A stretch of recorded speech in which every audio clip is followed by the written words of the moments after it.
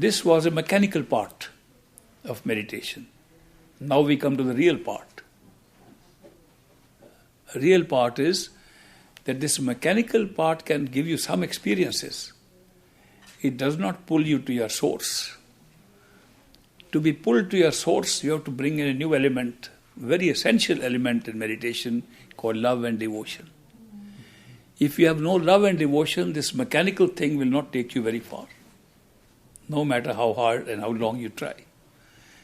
Love and devotion is the key to going beyond the mind.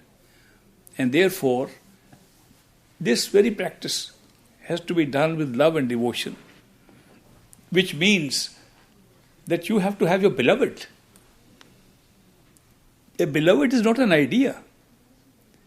A beloved is a being, a person. So if you have nobody who is a beloved, you have a handicap.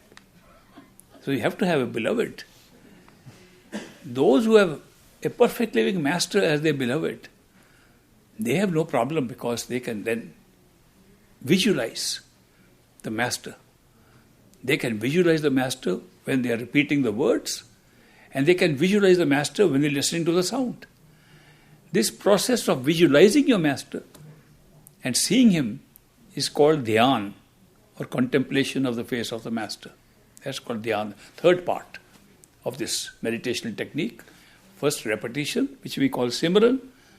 Second, listening to the sound, which we call shabd or bhajan. And third part, dhyan, which means contemplation of the face of the master. Of course, if you are not initiated, you can make up the face of the master with your mind and may not be the master at all. It may be just your mind. And that is a problem if you are trying to meditate without initiation.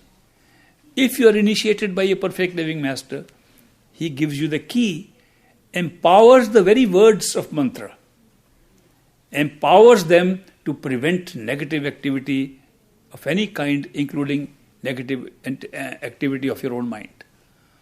Therefore, if your mind tries to make up the picture in your meditation of your master or your beloved, and you repeat the words given by a perfect living master, the face disappears, cannot stay. Especially the eyes and the forehead cannot be forced by the mind of a perfect living master. It's absolutely true. You see eyes of a master and it is not the eyes but your mind is making up, repeat the word, they'll disappear immediately. If they stay, master is there. Then they will stay. So that's a big safeguard that's provided by empowering or charging these words with a special power. That can only be done by a perfect living master, and he does it normally at the time of initiation, when he accepts full responsibility for the soul of that individual, the seeker. The master says, I take full responsibility. He empowers the words and settles himself behind the eyes. So when you meditate, you can, after some practice, after pulling the attention, actually see the master in a radiant form inside. Once you are able to stabilize the radiant form of the master inside, the master becomes a permanent companion forever. He is there with you no matter where you are. Not only physically, even otherwise. Physically, he can appear in meditation. Physically, he can give you a feeling he is there with you at all times. Physically, he can physically appear outside and say, like he's sitting next to you. So that relationship with the master that comes by having an experience of the radiant form of the master is an everlasting experience. No person can ever be lonely or alone after that. It's a very big plus in this meditational system that you can never be alone or lonely if you have discovered the radiant form of your master, perfect living master inside, who will be with you all the time, day and night. It's a very great experience to have a friend like that.